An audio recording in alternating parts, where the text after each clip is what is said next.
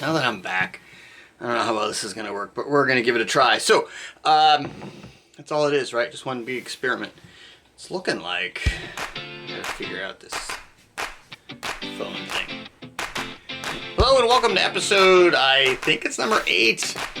And today we're going to be talking about a little bit about Bradford, Vermont, which was my original intention was to have this one talk about Bradford, Vermont. And just a brief history of it. There's not much here according to my friend Gemini. But when I started looking into it a little bit, I became intrigued by one of the subjects and the people involved in the history of Bradford. So I did a little bit of digging and came up, I found this, Vermont History, formerly the Vermont Quarterly, a printing from October of 1959. And so most of what I'm going to talk about today is from that.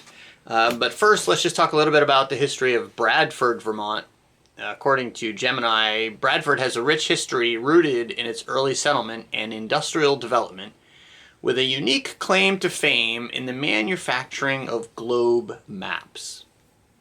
Early history was that originally it was known as Waits River Town or Waitstown, after a gentleman named Joseph Waite. The area was established by a New York patent in 1770 and named Moortown. However, after the American Revolution, residents petitioned the Vermont General Assembly to change the name, and in 1788 it became Bradford, likely after Bradford, Massachusetts. From its beginning, Bradford has served as an industrial and commercial hub for surrounding rural communities. Its location near the Waits and Connecticut rivers facilitated the development of mills, and by the mid-19th century, industries included foundries, grist mills, sawmills, and a paper mill. The significance of globe manufacturing. James Wilson, Bradford's most notable contribution to manufacturing history comes from James Wilson, who is credited with producing the first commercially available globes in the United States. And that's who we're going to spend a bit of time talking about today. Inspiration and innovation, I'm just going to touch on this. Actually, I'm not. First American globes, around 1810. He produced and sold the first edition of his New American Globe from his workshop in Bradford. And as, you know what, I'm going to skip over that part too. And then, I guess, so here we go. The impact. Wilson's globes were widely successful and were sold along the eastern seaboard, becoming valuable educational tools in American schools. He championed the idea that American-made globes were superior for American classrooms, reflecting a growing nationalist sentiment. The business continued producing globes under the Wilson brand until around 1850, even after he sold it to Cyrus Lancaster in 1833. His surviving globes are highly prized and can be found in museums and private collections, cementing Bradford's unique place in the history of American cartography. So, here we go. Like I said, I found online this document called Vermont History, formerly the Vermont Quarterly. It's from the Vermont Historical Society. And there are several pages in here devoted to Mr. Wilson, and we'll get into that. I've not researched beyond this document, so I did glance at Wikipedia just a little bit, but this one is from 1959 in Vermont, and it's about a Vermonter, so I didn't feel the need to go beyond that. If you want to learn more about Mr. James Wilson, feel free to do some research online. There's plenty of information available. So, as I was going through, I found this quotation that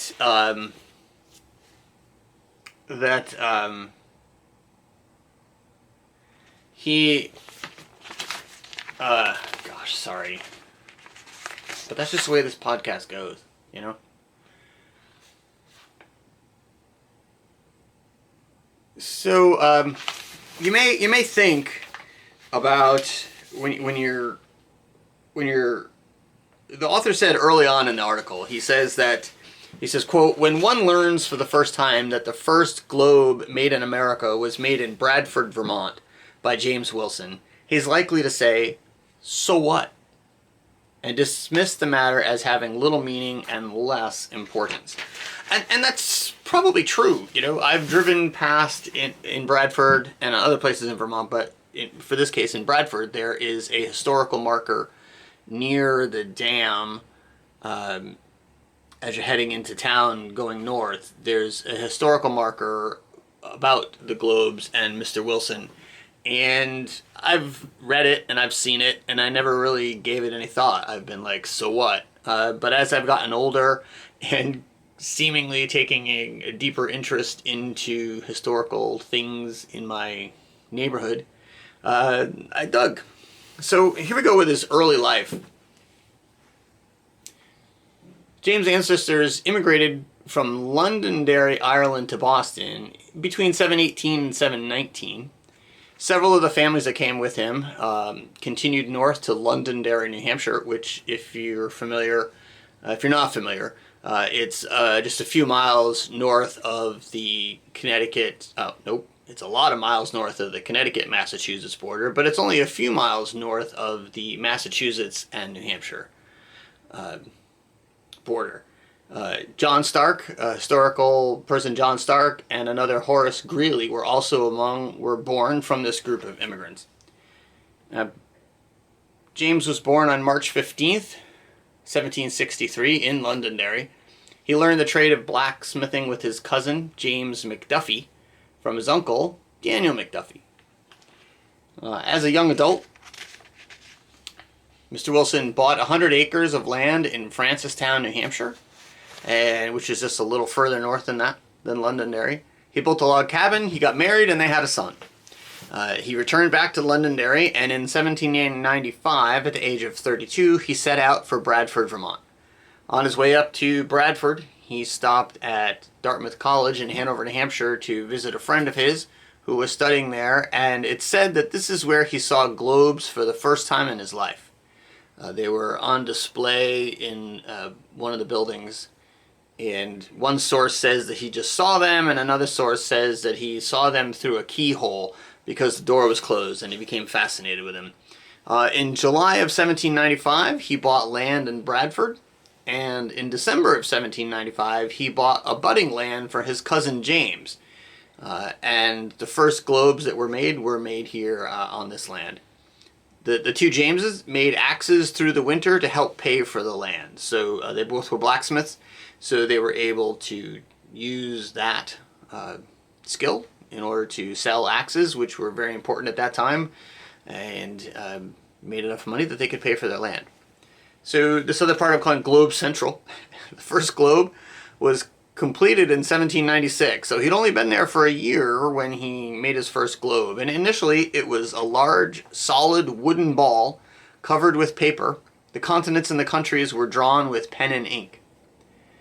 And as he decided to pursue his globe making, he came across at least three significant problems. And problem number one was a significant problem in that he had limited knowledge of geography, astronomy, and natural science. So here was this guy with the idea that I'm going to make new globes, but I have very little knowledge of geography.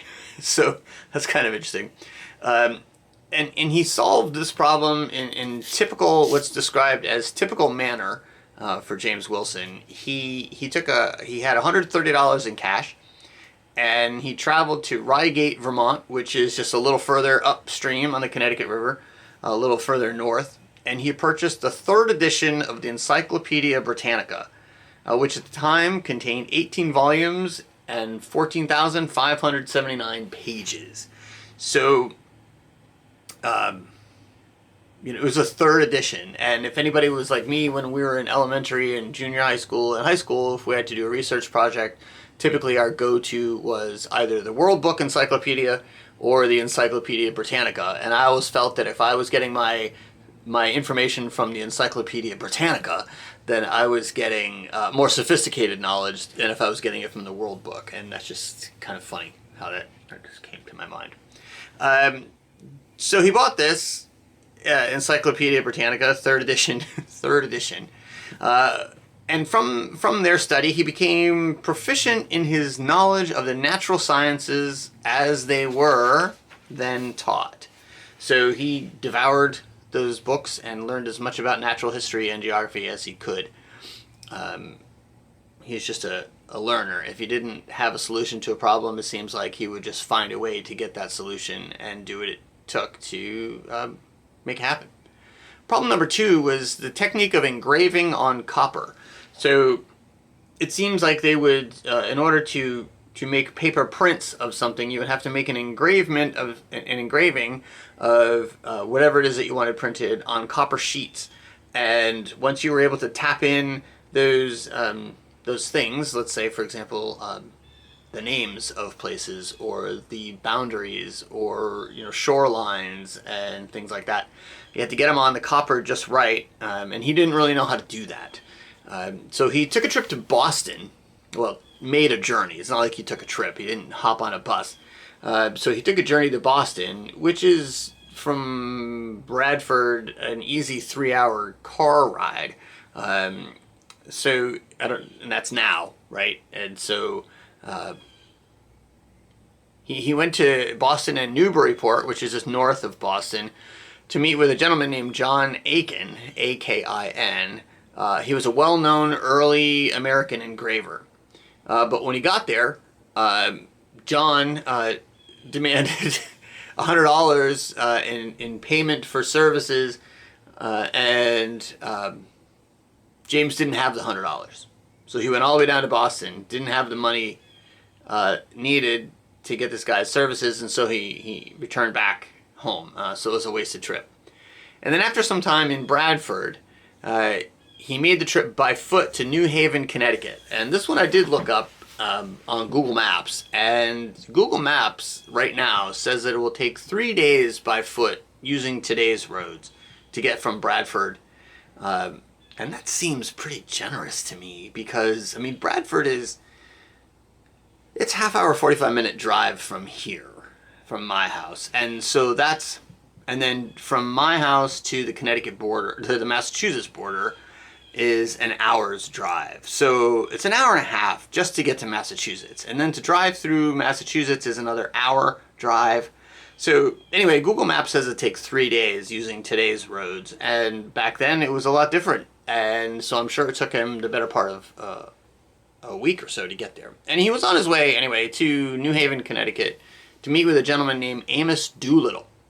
And Amos taught James the basics of the process of engraving on copper, and then he returned home to his second wife and family. His first wife had since passed away.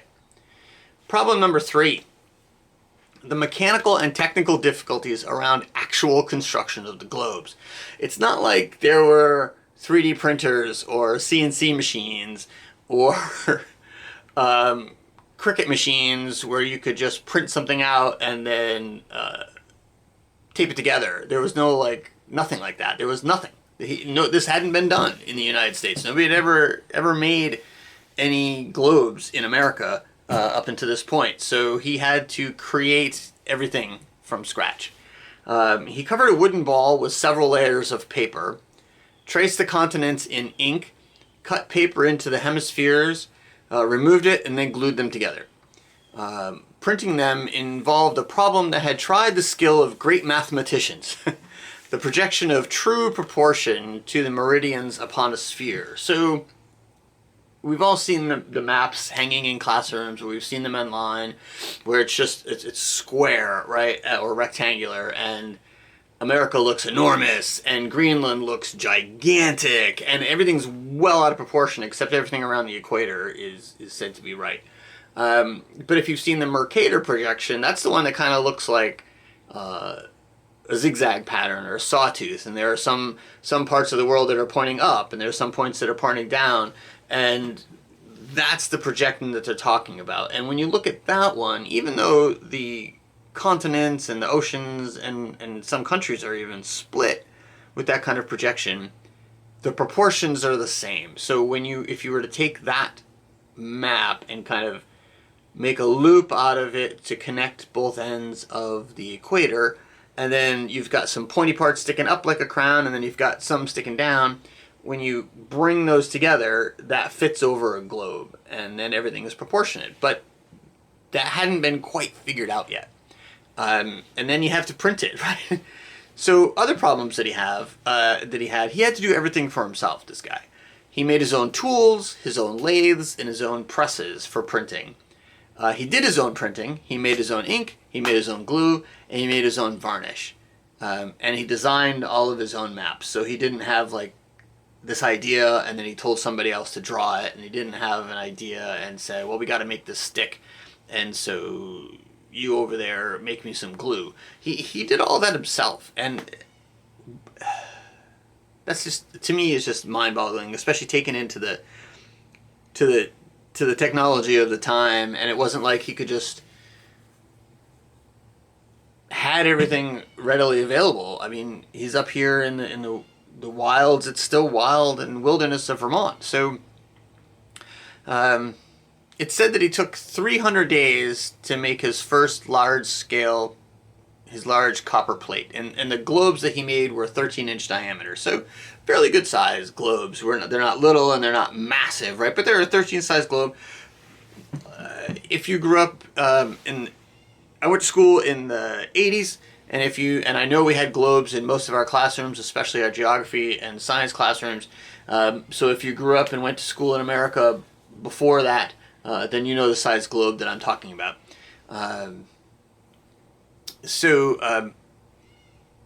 He, on the advice of a gentleman named Jedediah Morse from Charlestown, Massachusetts, who is considered the father of American geography, he used several smaller plates rather than one large plate. So he instead of taking this one large copper plate and banging everything out there, he made a bunch of smaller ones and kind of pieced them together. His demand for his Made in America globes turned out to be considerable. His earliest sale on record is in January of 1810. So he started making these things, 1796, and so it took 14 years for him to sell his first one, with all this traveling back and forth and all these other things, and 300 days just on the first copper plate, so that's nearly a year. And I'm sure he didn't do it every day, all day, every day, because he was also a farmer at this time. And he had to provide for his family, so he had to have some sort of income going there, right? The second was sold later that same month in January of 1810. And the small unpainted blacksmith shop that he had in town had become a globe factory, which was throwing off its product as far as Amherst, Massachusetts, and paralyzing the heart of the English globe trade in America. So that's pretty significant.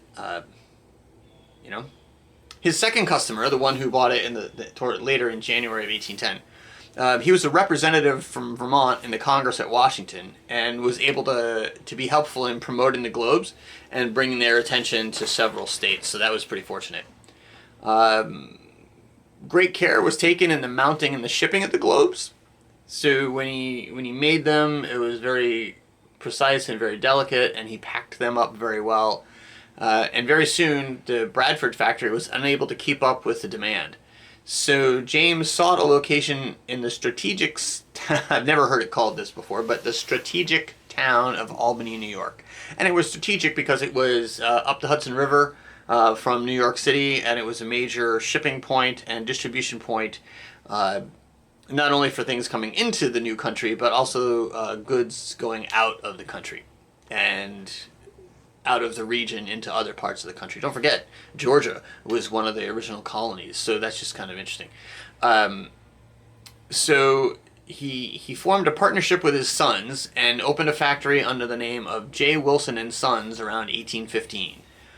In 1817, Samuel, the eldest of the boys there involved, was in charge of the operations. The factory was the responsibility of the sons. James continued to live in Bradford, though he made frequent visits to Albany. And I just can't imagine what those frequent visits must have entailed, because even now, driving from here to Albany, it's an easy 2-ish hour drive, maybe a little bit more, to Albany. So traveling by foot or by horseback back then just must have taken days. Days. After the last of his sons died in 1833, two of his sons died in the same year. He transferred the responsibilities to Cyrus Lancaster, who I mentioned early on, and that was in 1833. He was a former teacher from Bradford Academy and an employee of the Globe Company for some 7 years. And Cyrus Lancaster died in 1862. Back in 1827, to jump back a little bit, a new edition of the Globe was given national advertising, which was kind of cool. The following April, the story of the globes was told to the entire country. Globes were often sold in pairs, a terrestrial, like an earthy globe, and a celestial, so one of the heavens of the stars, which is kind of neat. They were sold together, which just amazes me. So later in life, one final achievement for Mr. James Wilson was the constructing of a planetarium. He built it with his own hands when he was older than 80 years old, and it was, quote, a machine which finally illustrates the daily and yearly revolutions of the Earth. And from what I read, it's this mechanical device that has a light, and you can see by turning cranks, you can see what would appear in the skies at certain times of the day and certain times of the year, which I wouldn't even know where to begin if I was going to try to make something like that now, without just searching online to say, tell me how to make this, and then I just follow the recipe. If I needed to come up with this, it's amazing to me. James passed away in Bradford on March 26, 1855, at the age of 92 years and 12 days. And I find that interesting that if you're here in my area, and I'm assuming other parts of New England as well, but if you're here in my area in Vermont and you visit an old cemetery or graveyard, you will often find grave markers that have typical information, the date that they were born, the date that they were died, but it'll also say things like 92 years and 12 days. We don't keep track of that now, but back then it was something that they deemed worthy to hand engrave on tombstones or gravestones. Kind of interesting. James' grandson described him thusly, quote, a large, powerful, stalwart man, fully 6 feet tall, of commanding presence and very erect. His countenance was stern, thoughtful, and dignified.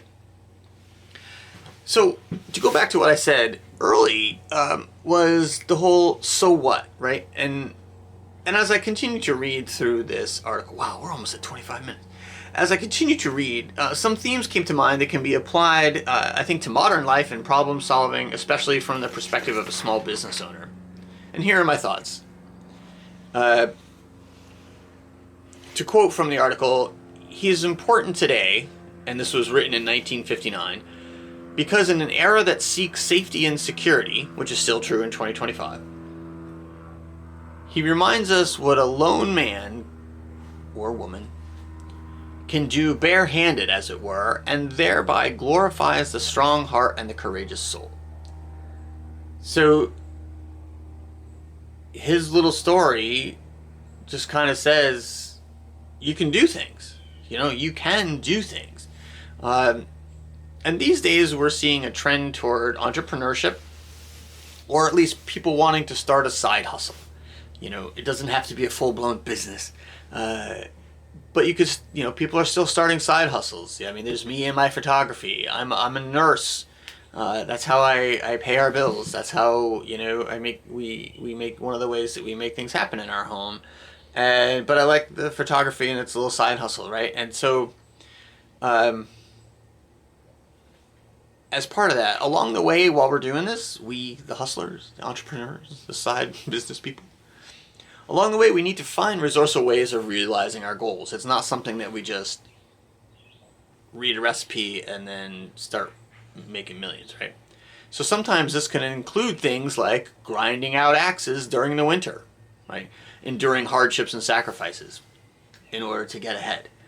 Some people Some people languish at a job that they absolutely hate in order to give them enough time and money to do the things that they truly love to do. And other people get to do a job that they actually enjoy, and then in order to do, right? But there are some days, I love my job, but there are just some days that are hard.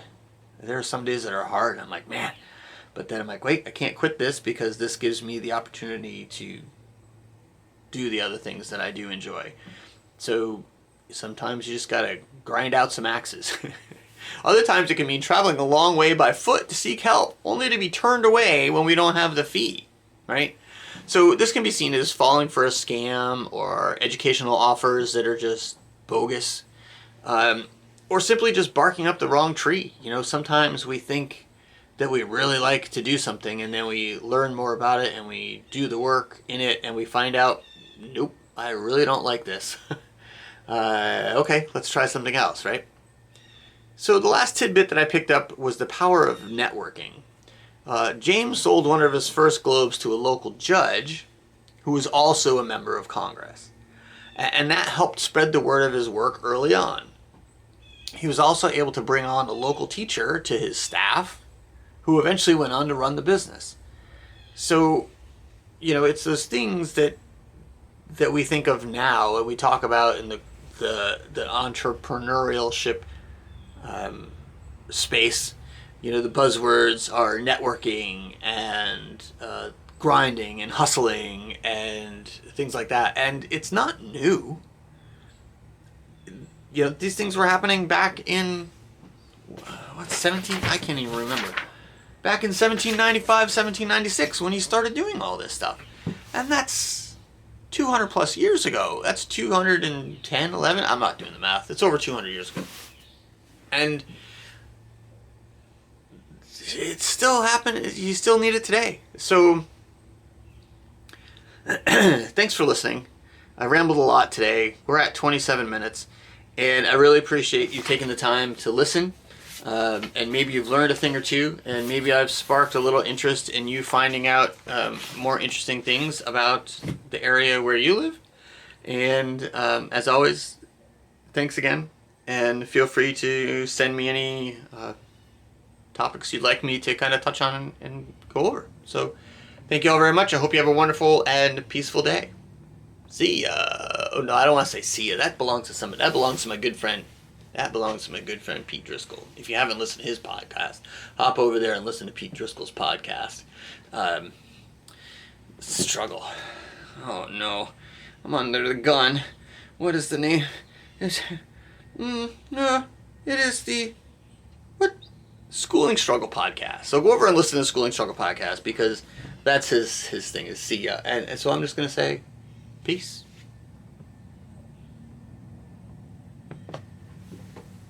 Bye.